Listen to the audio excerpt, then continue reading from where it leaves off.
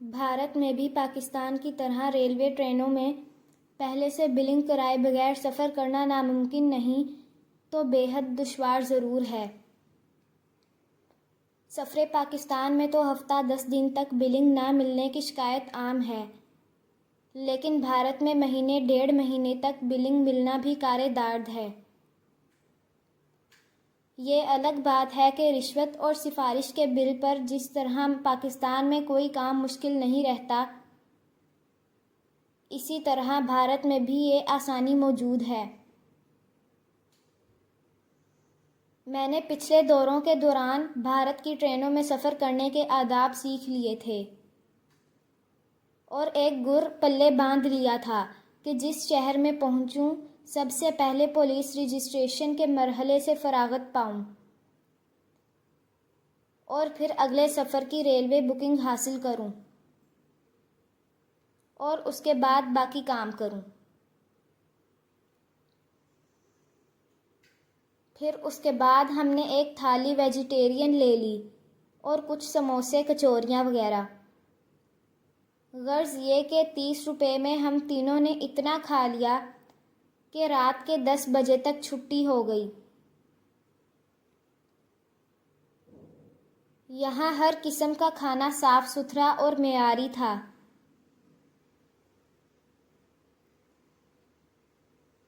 Connaught circle سے دہلی کے مین railway reservation office کی عمارت زیادہ دور نہیں تھی۔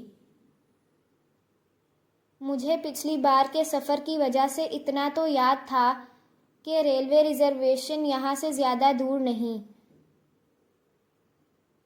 مگر مجھے 9 برس کے عرصے میں اس کا صحیح راستہ یاد نہیں رہا تھا۔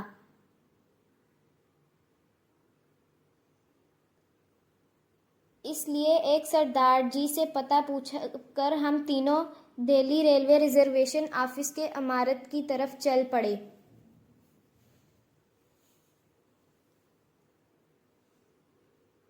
عمارت کے لاؤنج میں جا کر ہندی اور انگریزی زبانوں میں لکھے ہوئے مختلف بورڈ پڑھ کر مجھے معلوم ہو گیا کہ دلی سے ممبئی کے لیے جانے والی کئی ٹرینوں میں سے کس کس ٹرین کے کیا اوقات آمد رفت ہیں اور کسی درجے کے لیے کیا کیا شرح کرایہ ہے۔ وہاں سے چھپے ہوئے فارم بھی ایک کاؤنٹر سے حاصل کیے جا سکتے تھے، جن میں مطلوبہ ٹرین کی مجوزہ بلنگ کی تفصیلات کی خانہ پوری کرنا ضروری تھی۔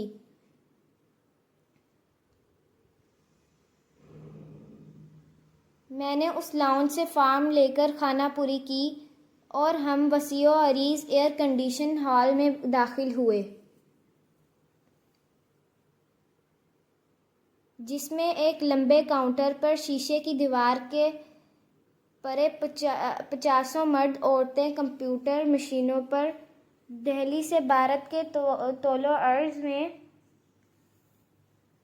سفر کرنے والے مسافروں کی بکنگ کر رہے تھے۔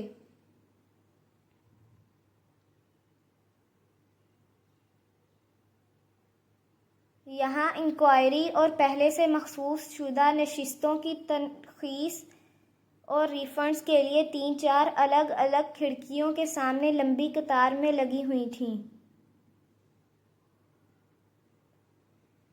جن میں مرد و زن کھڑے تھے، اور باقی 20 کھڑکیوں کے سامنے ہر ٹرین کے ہر درجے کی بلنگ جاری تھی۔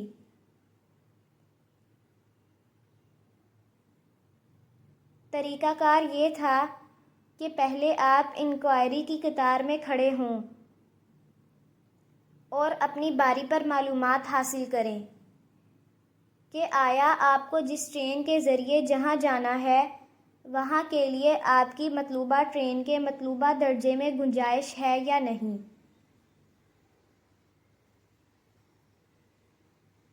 اور پھر جواب ہاں کی صورت میں ملنے پر کسی بھی عام کھڑکی کے سامنے لگی قطار میں کھڑے ہو کر اپنی باری کا انتظار کریں اور بلنگ کرائیں۔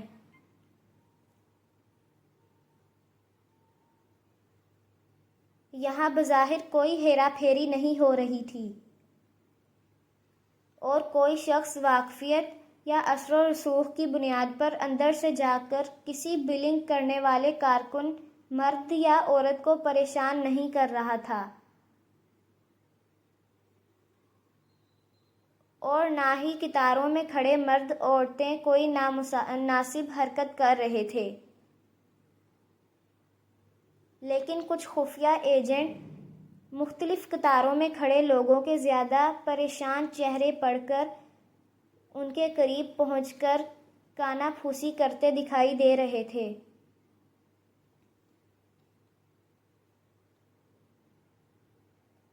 بعد میں معلوم ہوا کہ یہ لوگ مختلف ٹرینوں کی بلنگ کرا کے اپنے پاس رکھتے ہیں اور پھر بلیک کا گاہک ملنے پر اس بلنگ کو اس کے نام ٹرانسفر کرا دیتے ہیں۔ یعنی قانون کو بلیک میل کرنے کا دھندا یہاں بھی جاری تھا۔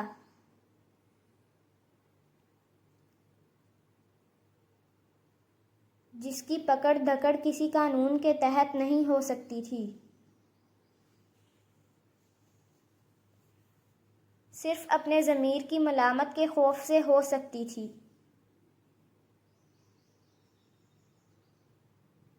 اور ضمیر تو پاکستان میں بھی بہت کم لوگوں کی ملامت کرتے ہیں،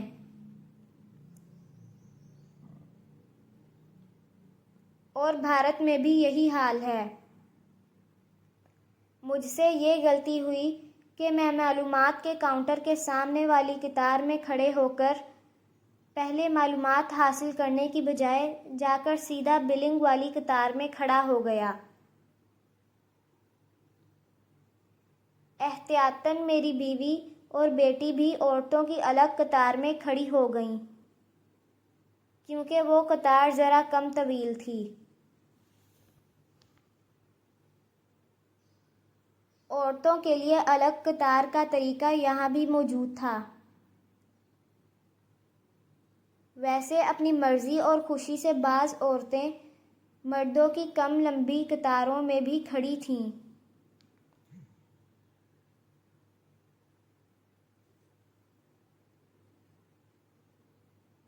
میں نے جو غلطی کی تھی اس کا نتیجہ یہ ہوا کہ 1 گھنٹے کے بعد جب مجھ سے پہلے میری بیوی کا نمبر آ گیا اور اس نے مجھے اپنی قطار چھوڑ کر اس کی باری سے فائدہ اٹھانے کا اشارہ کر کے بلایا،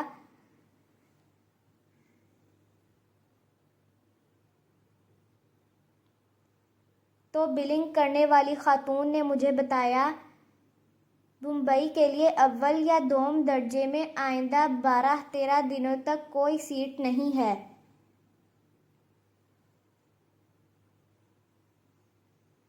اور جب میں نے اس سے اپنی مطلوبہ ٹرین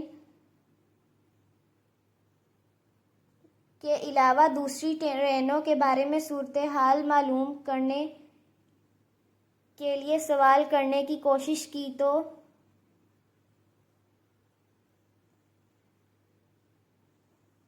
اس نے مجھے انکوائری سے رجوع کرنے کی ہدایت کی،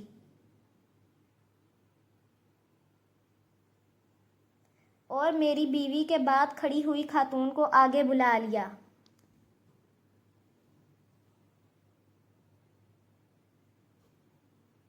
یہاں یہ بتانا ضروری ہے کہ عورتوں کی قطار میں کھڑی ہوئی خاتون کے ساتھ کھڑا ہوا کوئی اس کا عزیز یا ساتھی باری آنے پر اپنی ساتھی خاتون کی بجائے بات کر سکتا تھا۔ اسی لیے مجھے یہ حق دیا گیا تھا۔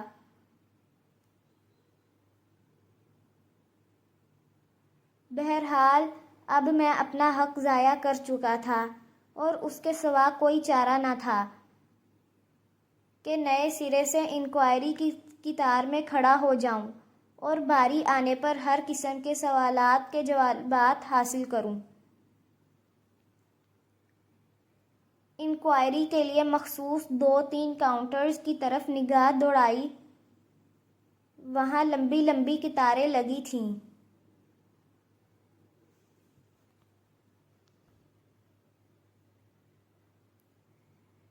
ہال میں سگریٹ پینے کی اجازت نہیں تھی اور میں قریب 1.5 گھنٹے سے غیر ارادی طور پر سگریٹ کا پیکٹ کھول کر اس میں سے سگریٹ نکالنے اور پھر نو اسموکنگ کا ہدایت نامہ پڑھ کر سگریٹ کی ڈبیا واپس جیب میں رکھنے کا عمل دہرا رہا تھا۔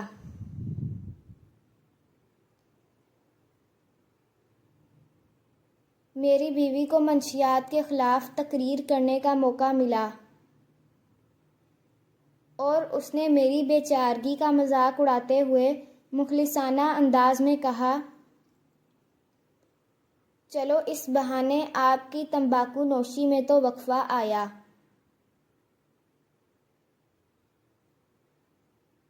اب کیا کریں؟ انکوائری کی تینوں قطاروں میں سے سب سے چھوٹی قطار میں لگ جائیں، لیکن چھوٹی تو کوئی بھی نہیں۔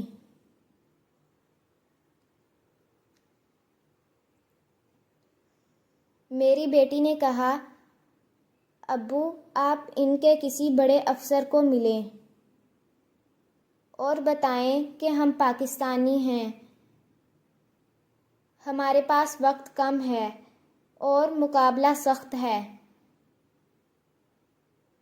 میں نے کہا، اور اگر جواب میں اس افسر نے پوچھ لیا کہ کیا آپ بھارتی باشندوں کے پاس ضائع کرنے کے لیے وقت کی فراوانی دیکھ رہے ہیں تو کیا جواب دوں گا؟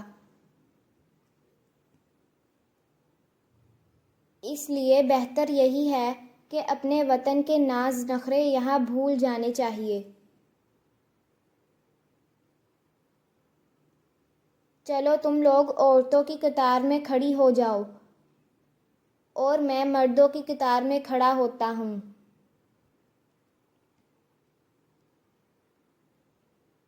اتنے میں ایک خفیہ ایجنٹ نے میرے قریب آ کر پوچھا، مجھے کیا پرابلم ہے؟ میں نے اسے اپنا پرابلم بتایا تو اس نے 1.5 گنا کرایہ پر فنی% بلیک میرا مسئلہ حل کرنے کی پیشکش کی۔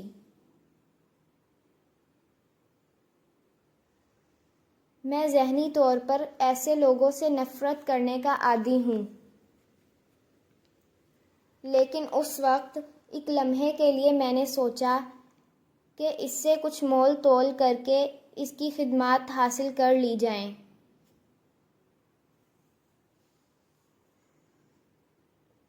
مگر میری بیوی نے میرا ارادہ بھانپ لیا۔ اس نے فوراً کہا، نہیں نہیں، ہمارے پاس فالتو پیسے نہیں ہیں۔ یہ سن کر اس ایجنٹ نے کہا، تو پھر آپ 15 دن سے پہلے بمبئی نہیں جا سکتے۔ کسی ٹرین میں 15 دن تک کوئی فرسٹ کلاس سیکنڈ کلاس کی سیٹ نہیں ملے گی۔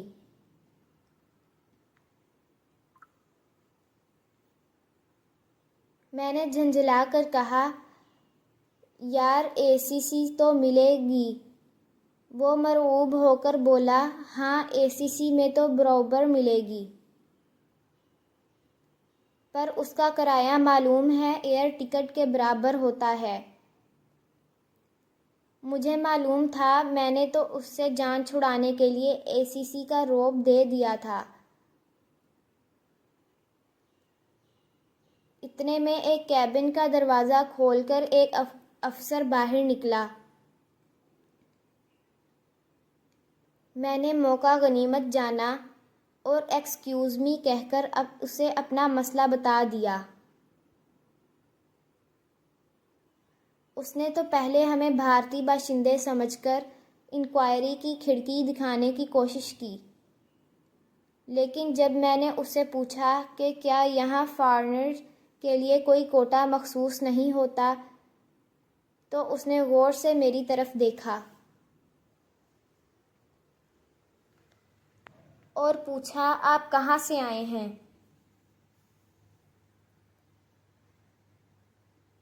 میں نے بتایا کہ ہم پاکستانی ہیں تو وہ مسکرایا اور اس نے پوچھا، پاکستان میں آپ کہاں کے رہنے والے ہیں؟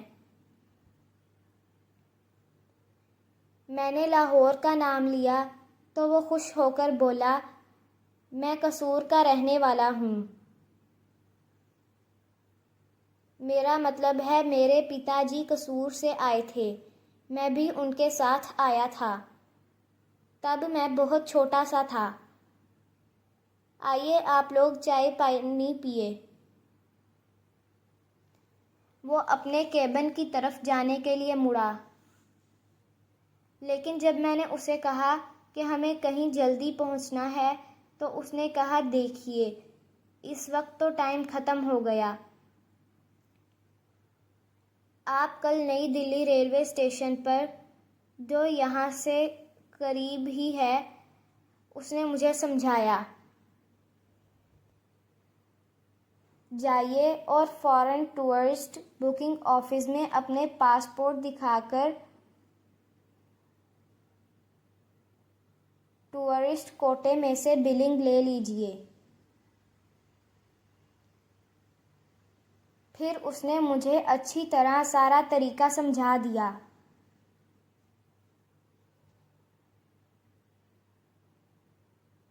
میں اس کا شکریہ ادا کر کے چلنے لگا تو اس نے مجھے روک کر کہا، بھائی صاحب، کیا آپ میرا ایک کام کر سکتے ہیں؟ میں نے کہا، فرمائیے۔ تو اس نے بڑی لجاجت سے کہا، میرے پتا جی کو آپ کی سنگر نور جہاں کی گائی ایک کوبیتا بہت بھاتی ہے، وہ جس کے بول ہیں، میرا سونا شہر قصور نی۔ اگر آپ اس کا ریکارڈر یا کیسٹ کسی آتے جاتے کے ہاتھ بھیج دیں تو میرے پتا جی بہت خوش ہوں گے۔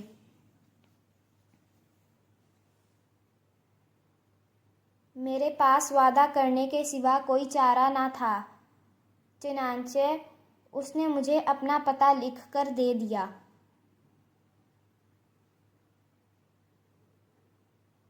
اب یہ وعدہ نبھانے کی توفیق مجھے خدا کب دے گا، اس کے بارے میں کچھ نہیں جانتا، لیکن چاہتا ہوں کہ وعدہ پورا کروں۔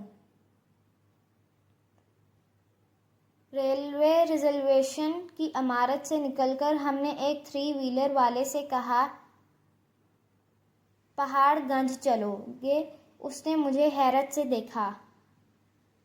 میں نے سوچا وہ نہیں جانا چاہتا۔ وہاں 2-3 اور بھی 3 ویلر خالی کھڑے تھے۔ میں نے سب سے پوچھا، کوئی ہنس پڑا اور کسی نے مجھے گھور کر دیکھا۔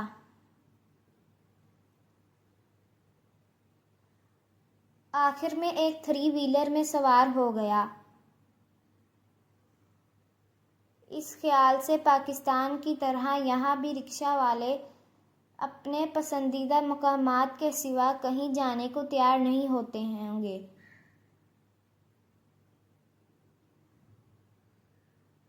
جب میں نے اس سے کہا، چلو پہاڑ گنج اور میٹر ڈاؤن کرو، تو اس نے کہا، بابو جی، آپ پہاڑ گنج میں تو کھڑے ہیں، آپ کو جانا کہاں ہے؟ اب میں نے رکشے سے اتر کر دیکھا تو وہ پل دکھائی دیا جس پار ہمارا ہوٹل تھا۔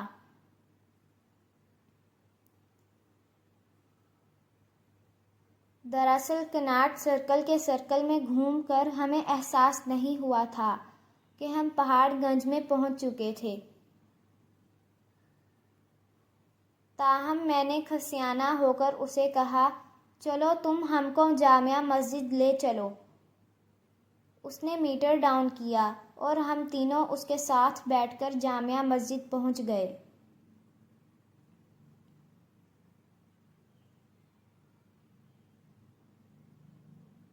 میں پاکستانی رکشاؤں کے میٹر کی طرح اس کے میٹر کو شک و شبہ کی نگاہ سے دیکھ رہا تھا، لیکن منزل پہ پہنچ کر اندازہ ہوا کہ اس کا میٹر درست تھا اور ممبئی تک کے سفر میں سینکڑوں بار 3 ویلروں اور ٹیکسی کاروں میں سفر کر کے اس امر کی تصدیق ہو گئی ہے کہ وہاں میٹر خراب کرنے کی کوئی جرات نہیں کر سکتا۔ جب بھی کرائے بڑھتے ہیں انہیں ایک کارڈ دے دیا جاتا ہے جس پر میٹر ریڈنگ کے علاوہ اضافی کرائے کا چارٹ اس قدر تفصیل سے درج ہوتا ہے کہ روپے پیسے کا حساب دیکھتے ہی سمجھ میں آ جاتا ہے۔ اس کے علاوہ یہ بھی اندازہ ہوا کہ وہاں عوامی سواری سستی ہے، یا یوں سمجھ لیجئے کہ ہمیں سستی لگتی ہے، کیونکہ وہاں کے سفید پوش لوگ موٹر رکشہ اور ٹیکسی کار کی سواری کو بے حد مہنگا تصور کرتے ہیں۔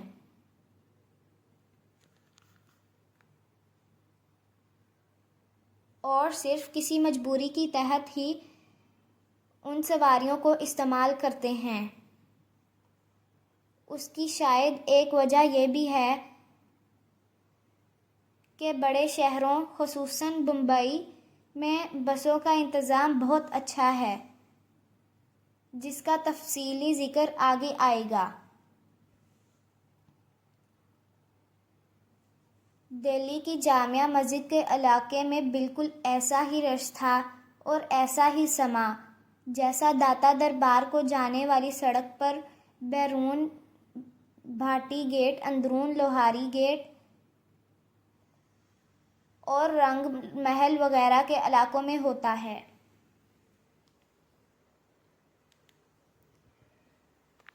یعنی ہر قسم کی سواری، سائیکل، رکشہ، موٹر رکشہ، ہاتھ ریڑھی، موٹر کار، پیدل، ہر قسم کے متحرک انسانی جسموں اور لوہے اور لکڑی کے پہیے لگے ڈھانچوں کا ایک سیل رواں چاروں طرف کی گلیوں سے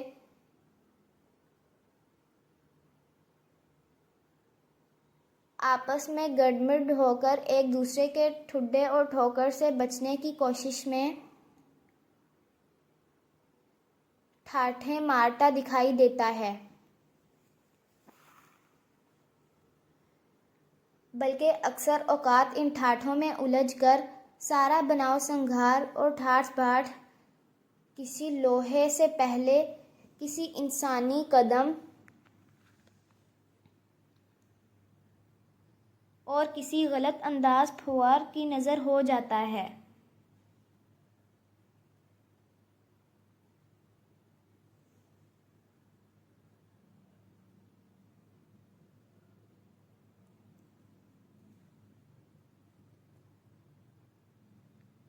اس علاقے میں چوڑیاں سک، مسی، دنداسا، کیل کا، جراب، بنیان، کتال، کلیجی، گردے، سیری پائے، نہاری، بریانی، حلوہ پوری، لسی، سکے کباب، اوجڑی، دل، گردے سب کچھ ملتا ہے۔ جس وقت ہم یہاں پہنچے رات کے 9 بجے تھے۔ نماز تراویح ختم ہو رہی تھیں۔ لوگ مسجد سے سفید کرتے پجامے پہنے سفید ٹوپیاں سروں پر لیے نکل رہے تھے اور عید کے حوالے سے لگے سوئیوں، اندرسوں اور عید کارڈوں کے اسٹالوں کا معائنہ کرتے ہوئے گزر رہے تھے۔ ہماری منزل اس وقت کریم بھائی کا ہوٹل تھی، جو جامع مسجد دہلی کے صدر دروازے کے سامنے چوک کی نکڑ سے صرف چند قدم چھوڑ کر اندر کی طرف جاتی ہوئی سڑک پر تھا۔